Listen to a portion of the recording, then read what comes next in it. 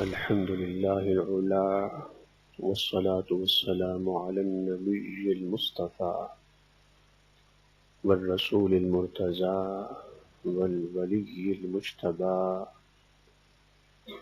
وعلى أمين وحي السماء وعلى آله وأصحابه التقى والنقى. أما بعد، فأعوذ بالله من الشيطان الرجيم. بسم الله الرحمن الرحيم. لقد كان لكم في رسول الله أسوة حسنة. صدق الله العظيم وبلغنا رسوله النبي الكريم الأمين المكين المجيد الرؤوف الرحیم. حمد و ثنا کے بعد جیسا کہ معلوم ہے کہ آج کے جمعۃ المبارک کے خطاب کا موضوع ہے نگاہ مصطفیٰ میں صلی اللہ علیہ وسلم میں ماں کا مقام اور سٹیٹس. بلا تمہید اللہ پاک نے قرآن کریم فرقان حمید میں ارشاد فرمایا لقد کان لکم فی رسول اللہ اسوۃ حسنہ، کہ بے شک تمہارے لیے اللہ کے رسول صلی اللہ علیہ وسلم میں اور اللہ کے رسول صلی اللہ علیہ وسلم کی زندگی میں بہترین نمونہ ہے اور بیسٹ ایگزامپل ہے. ایک مومن کے لیے اور ایک مسلمان کے لیے اگر کوئی رول ماڈل ہوتا ہے اور ہونا چاہیے تو وہ اللہ کے رسول اور اللہ کے محبوب سیدنا محمد مصطفیٰ صلی اللہ علیہ وسلم ہے. زندگی کے ہر شعبے میں اور زندگی کے ہر پہلو میں اور زندگی کے ہر گوشے میں اور زندگی کے ہر رخ میں اللہ کے رسول صلی اللہ علیہ وسلم کی زندگی، ان کی حیات طیبہ ہم سب کے لیے قابل تقلید، واجب تقلید ہونے کے علاوہ ایک اعلیٰ ترین مثال اور اعلیٰ ترین نمونہ ہے. ماں باپ کے مقام اور مرتبے کے حوالے سے بھی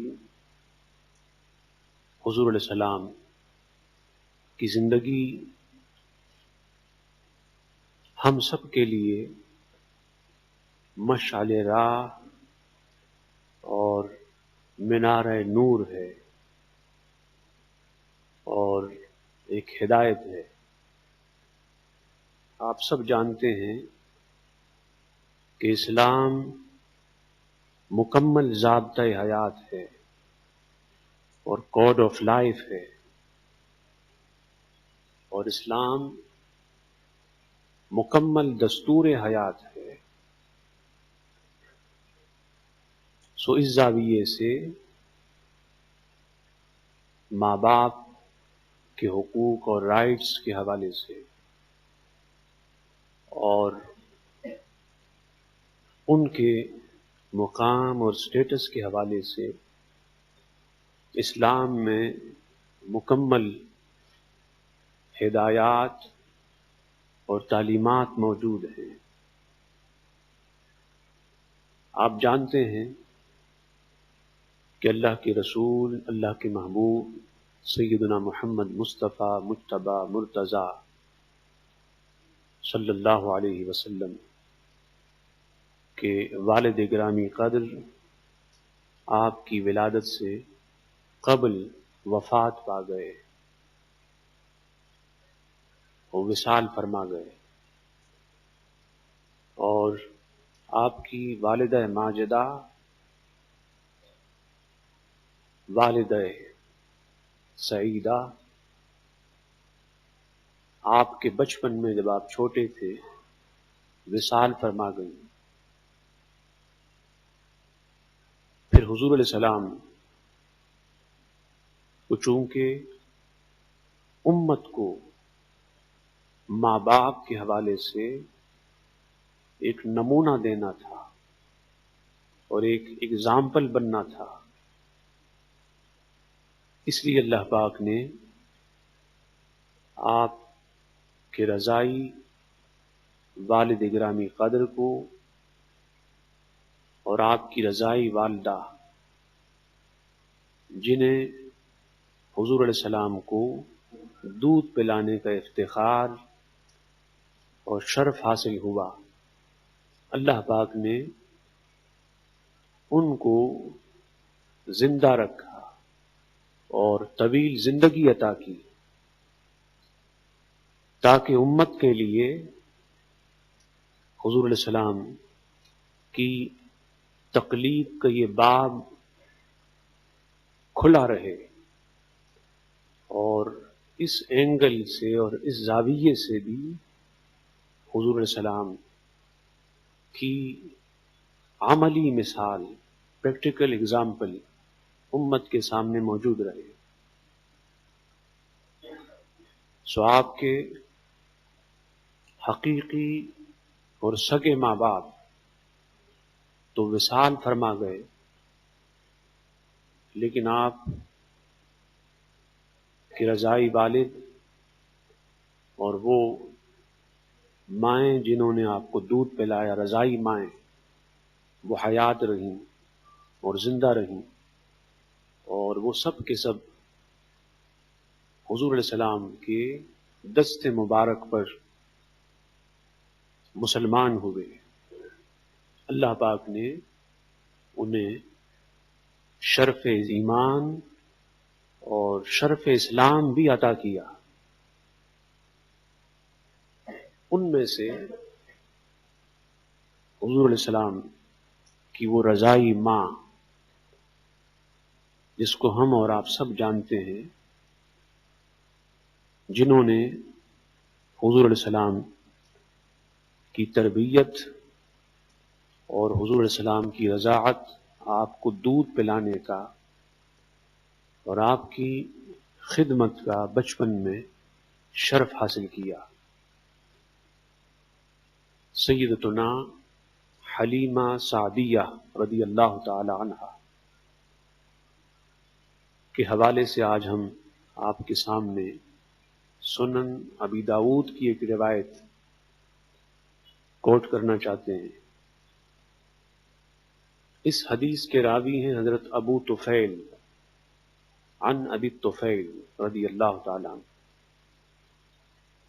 ان کا نام عامر بن واصلہ ہے، وکان من اصحاب علی رضی اللہ تعالی عنہ،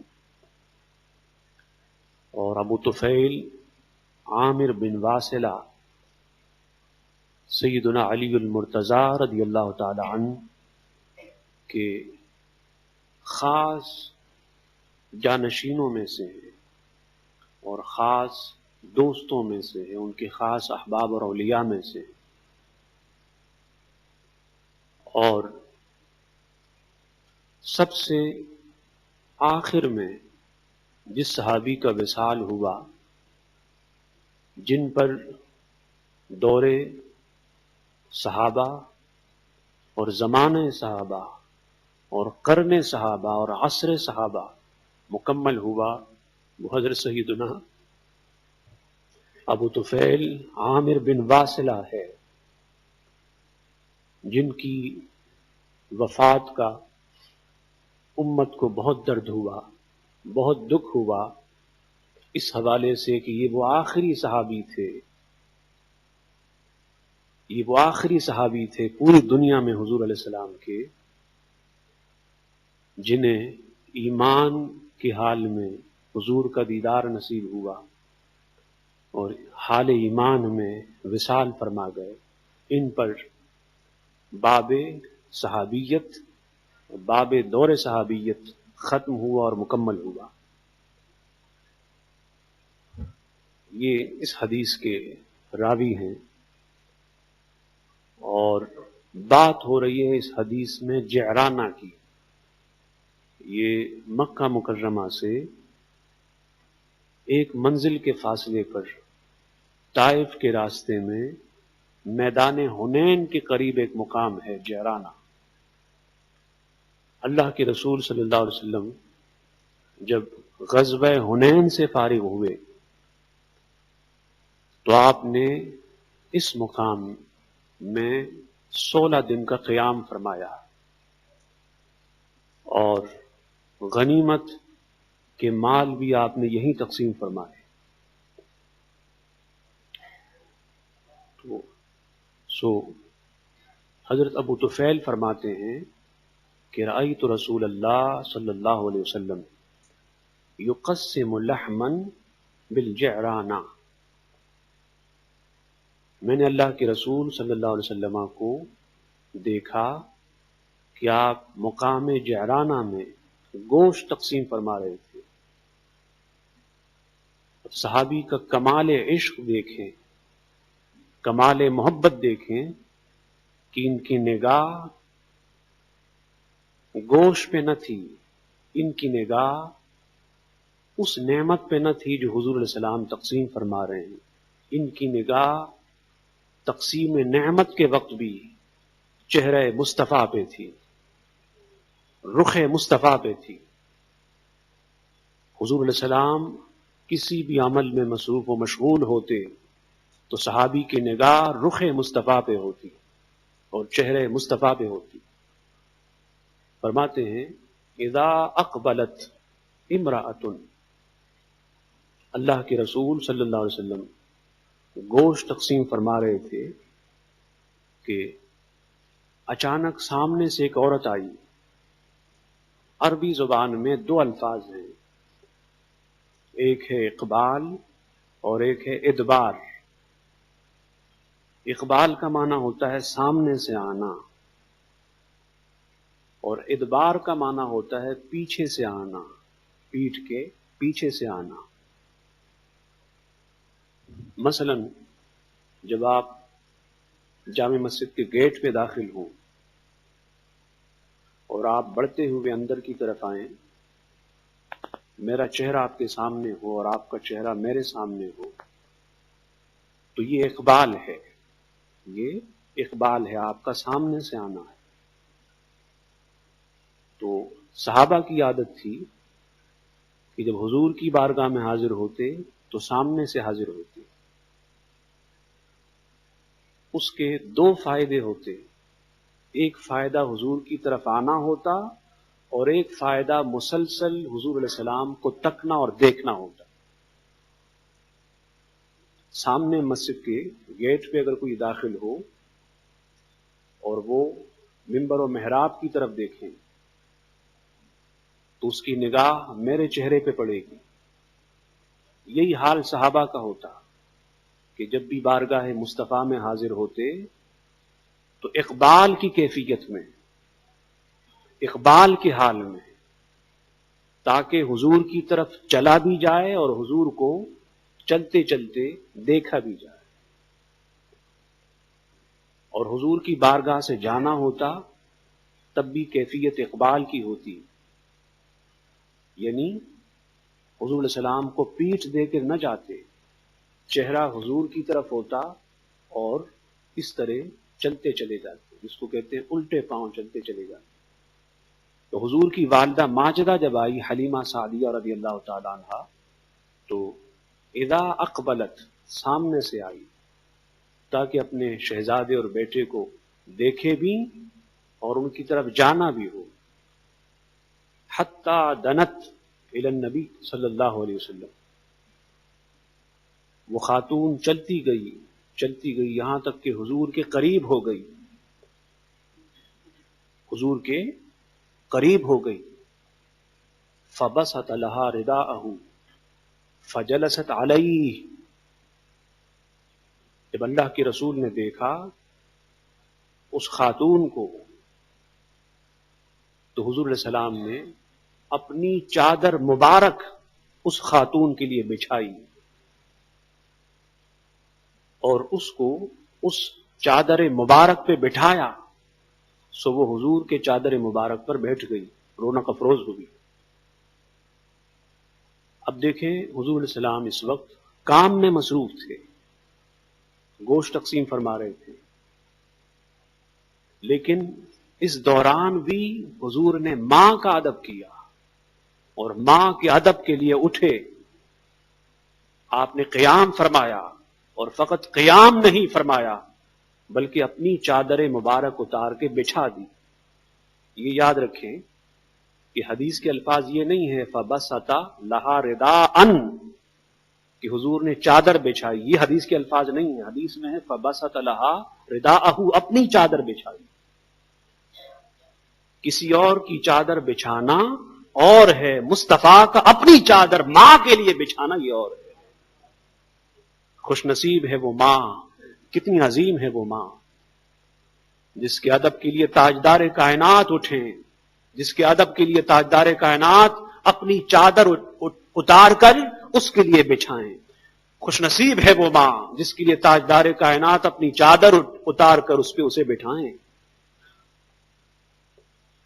اور سارے کام چھوڑ کے ماں کا ادب کریں، سارے کام چھوڑ کے ماں کا خیال کریں.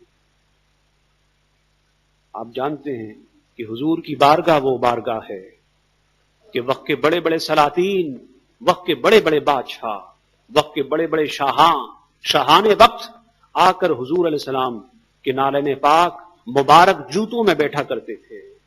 حضور کے نالین پاک کے پاس بیٹھنا، آپ کے مبارک جوتوں کے پاس بیٹھنا اپنی سعادت سمجھا کرتے.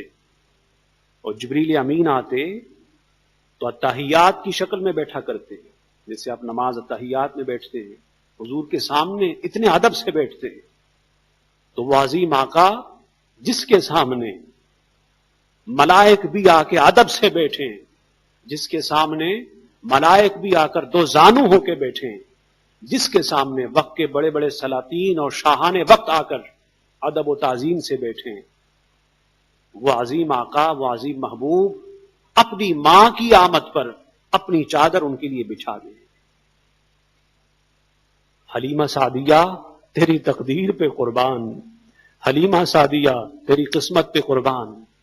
تیری تقدیر قابل رشک ہے، تیری تقدیر قابل افتخار ہے، تیری زندگی امت کے لیے وقار و افتخار ہے اور شرف ہے. اتنا عظیم مقام. حضرت ابو طفیل نے فرمایا کہ میں دیکھ رہا